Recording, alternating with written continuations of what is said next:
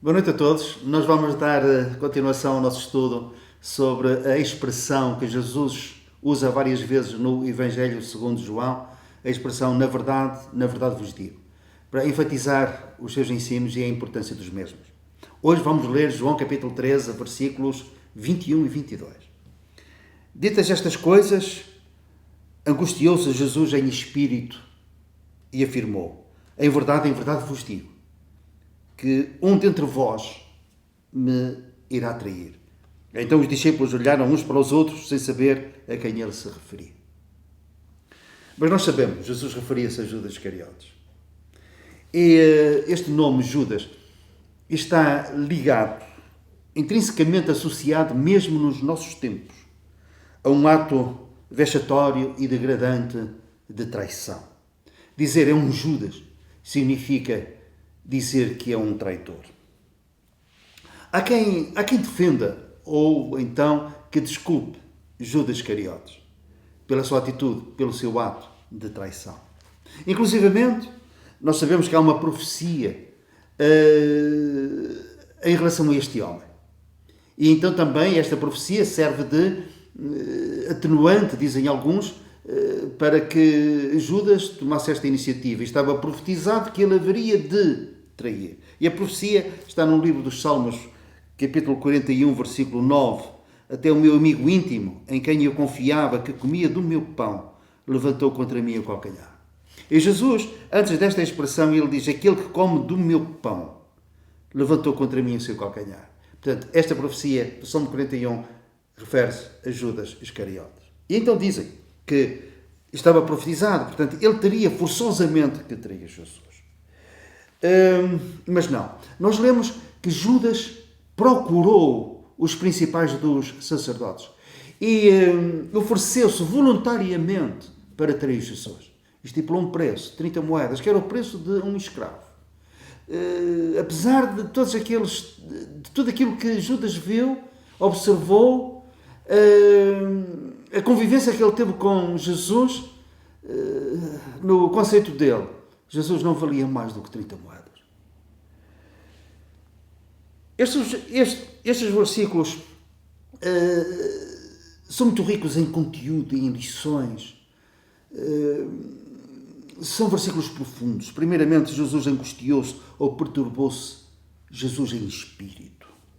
Isto fala já acerca da sua humanidade. Não fala de imperfeição. Fala da perturbação que Jesus sentiu face ao mal que Judas iria fazer. Jesus estava ali na presença dele. E ele perturbou-se por causa disso. É pensar em Judas. É pensar, quem sabe, em tantos que têm seguido este caminho. De que durante tempos estiveram perto de Deus. Por assim dizer, eles provaram o dom celestial. Provaram os poderes do mundo vindouro. Eles provaram a boa palavra de Deus. Provaram, mas não comeram. Eles não podem dizer aquilo que Jeremias disse: achando-se as tuas palavras, logo as comi. E mais, e as tuas palavras tornaram-se o gozo e a alegria do meu coração. Falamos daqueles que tiveram contacto, inclusivamente com o povo de Deus. Adotaram, inclusivamente, a sua linguagem. Foram como que lavados por fora, mas não transformados por dentro. E Judas é um exemplo desses. Melhor, esses são um exemplo de Judas, que conviveu durante 3 anos e meio com Jesus. E não houve uma mudança transformadora, poderosa no seu coração. Um outro dado para o qual eu quero chamar a vossa atenção é que, quando Jesus faz esta afirmação, um de vós me há de trair, então os discípulos olharam uns para os outros sem saber a quem ele se referia.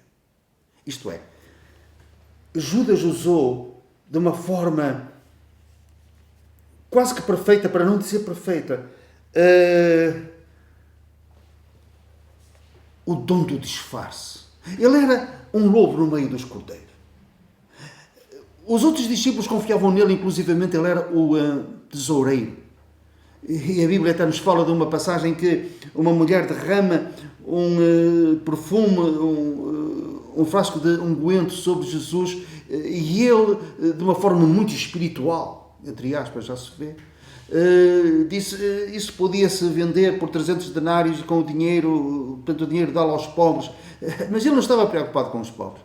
É que com aquele dinheiro ele iria aumentar o pecúlio na bolsa e iria tirar dividendos pessoais disso. Iria roubar mais. A arte do disfarce, ele usou-a. E muitos saíram de nós porque nunca foram de nós. Houve essa influência positiva do Evangelho e do convívio com os crentes. Mas não houve conversão genuína, não houve novo nascimento.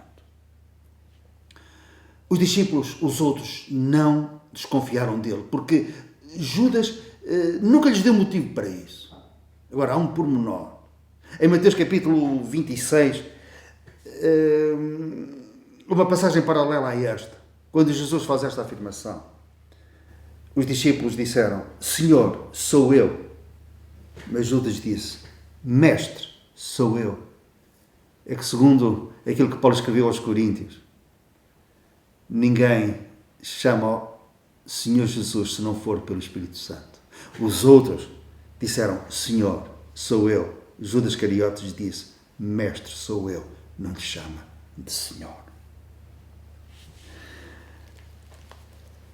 Depois da traição, Judas teve remorsos.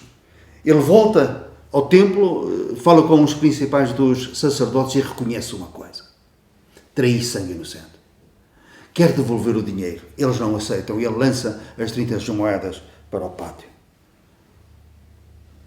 E a seguir ele não vai ter com os outros apóstolos. Muito menos vai ter com Jesus. Ele vai se enforcar. Corroído pelos remorsos, ele vai se enforcar. Em Hebreus, capítulo 3, versículo 12, lemos assim, tende cuidado. Jamais aconteça haver em qualquer de vós perverso coração de incredulidade que vos afaste do Deus vivo. Um coração perverso de incredulidade te afaste do Deus vivo.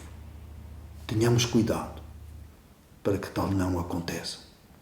E que o nosso relacionamento com Deus, que não haja a menor dúvida, que o ponto de partida desse relacionamento é uma conversão genuína, uma conversão a sério, uma conversão de alma, de espírito e de corpo.